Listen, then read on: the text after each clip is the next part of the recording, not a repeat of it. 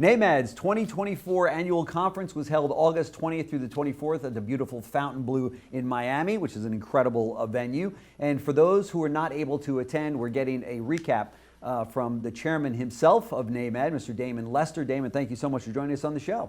Hey, thank you for having me. Pleasure. Sure, congratulations on another, I should say, very successful event and convention for your organization. If you're in the industry and you're checking out social media, we're seeing all of the buzz that you guys create down there, some wonderful interviews and some awards given out. But you guys, that event has just over the last 15 years that I've been, and watching it grow, has just become an incredible event. Yeah, you know what, Jim? When I started at NAMAD a little over 20 years ago, we were at about maybe 150 to 200 people in the room. Now Wow. we're over 1,300 now. Oh my gosh! To see the evolution of growth and Sure. the ballrooms tend to grow, and the number of gift bags and the attendees and one-on-one meetings that we've seen that growth year over year has been awesome. It's been a great thing to see year over year for me. Well, that is a testament to the work that you have done, sir. So thank you for doing that. I mean, I know it's a lot of hard work, and to get that, I'm sure one day you had the vision that you'd walk into a room of 1,300 people, and you stuck with it. You built it. You've done a great job with it. So congratulations. I mean, really, that's phenomenal. Talk to us about some of the key highlights and the takeaways from this year's event.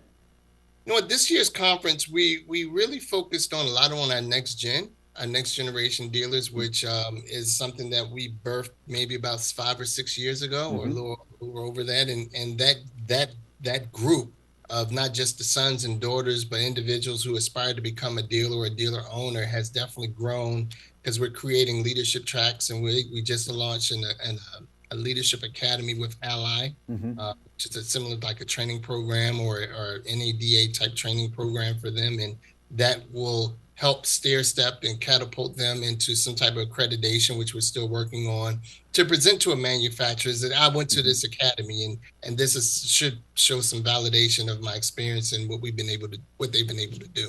That's fantastic. And that's just what the industry and these individuals need, is that constant support to bring them up through the industry and showcase their capabilities. And so talk to us about some of the speakers in the panels that stood out the most. Oh, we had Shark Tank Damon John. Damon John came with us, and he did a fireside chat with now past Chair Damian Mills. Yep, and he talked more about the entrepreneurship, the being an entrepreneur, and the point of our responsibility of giving back. And his message was more geared towards the importance of giving back as small businesses, and also using the fact that as an entrepreneur himself, he went through a lot of trials and tribulations, but he stuck to it. And so the message was very inspirational for everyone that attended, and just to get to see someone that we normally see on Shark Tank, and the only longest running minority on TV today, was definitely a good positive thing to see. That's and pretty cool. We also had our speakers from all around our vendor partners, from the Mark Bland from S&P Global. He talks about the data. We present the data to the industry, and at our conference we present the minority buying power to our industry, and all of those who attend this, to show that we call them the future majority. As the future majority becomes more and more prevalent, as we buy more, over 40% of new cars and trucks, that market share, if you're not paying attention, will stunt your growth. And so that message that Mark Bland gives every year provides that opportunity to say, hey, this future majority group provides an opportunity for growth, not just for your product today, but your product in the future. Yeah, for sure. That's fantastic. How did the event address current challenges and opportunities in the automotive industry? You've mentioned a few of them, but especially for minority dealers. Hey, the environment that we're in now as a dealer, it is definitely tightening. Interest rates are an issue. Yeah. And as it's affecting both consumers, and it's also affecting us as well. Mortgage rates or commercial rates are high. Also, as well as our floor plan interest rates are high. And so being able to manage cash flow and being able to not race to the bottom from a volume or selling standpoint. Mm-hmm. It's very, very key for us right now, particularly our dealer body, to work more on the quality versus the quantity of the deal, Mm-hmm. so that we can be able to survive.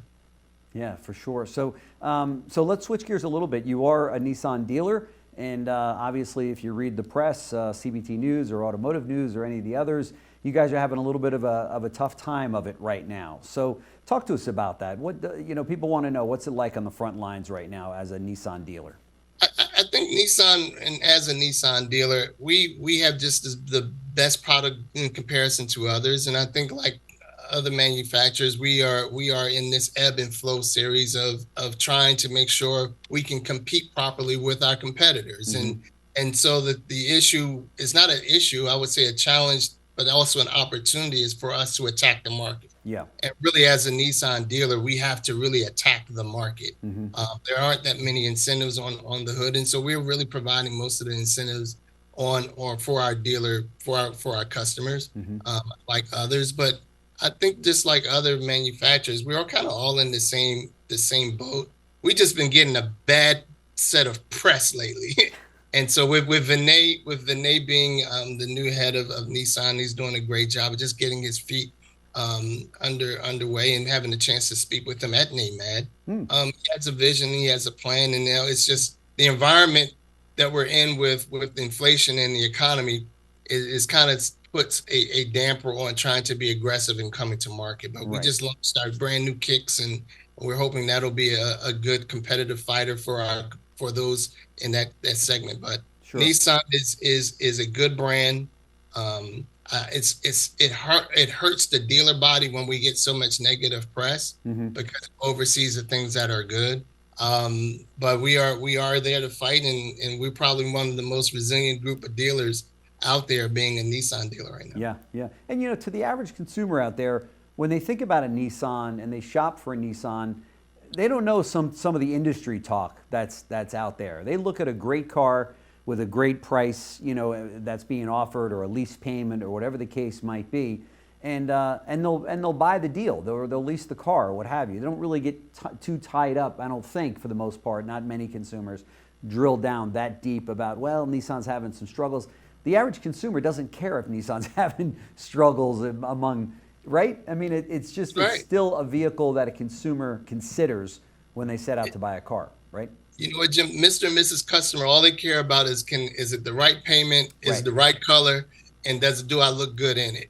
And those are the three pillars going for any consumer trying to buy a vehicle. And right now there is this nerve-wracking process because interest rates are high. Sure. And trade-in is probably underwater because it was purchased during the COVID years. Yeah. And so we have all of these things that are kind of bottlenecking at the same time. Hopefully interest rates will reduce this month and show some leeway. Yeah. But ultimately, I think for all of us to be able to continuously compete, we have to be able to make sure that this inflation drops and this interest rates drop as well. Because there is a choice: eggs or oil change. Which one? Pick your poison. So, and that's really what the reality that that America is looking at right now. Yeah, no question about it. Hopefully, when the Fed meets just in, I think, a week or so, when we see a drop in the rate, whether it's going to be 1/4 point or 1/2 point. Hope it's 1/2 point, but nevertheless, it's going to be a drop. I think everyone's convinced of that, and we'll see what that does.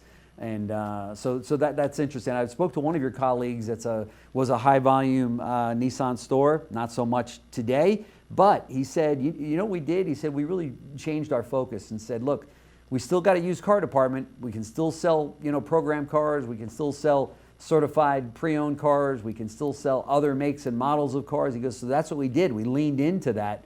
And now we are a substantial used car retailer. And yeah, we get out all of the Nissans that we can. We're killing it on the back end of these deals, and service still is moving along because there's so many Nissans in his market that are in service cars. So they're killing it in fixed ops. And listen, we've all seen that with different makes of cars at any given time. It's just a question of getting through some of these challenges that you talked about, and there could be a great phenomenal franchise in 12 months from now. You know what I mean? Yeah. Hey, I'm a testament to the volume. I've had to change and pivot my own way of doing Sure. business here. Sure. We were a high volume dealer in the DC area, and, Yeah. and we had to pivot to focus more on the quality of the deal versus the quantity. And I'm a single point owner. I can't compete with those larger dealer groups that are surrounded by me. And it's okay. Yeah. But as long as we can stay profitable and we can provide the customer service that we've historically been able to do and continue to do, that's plus.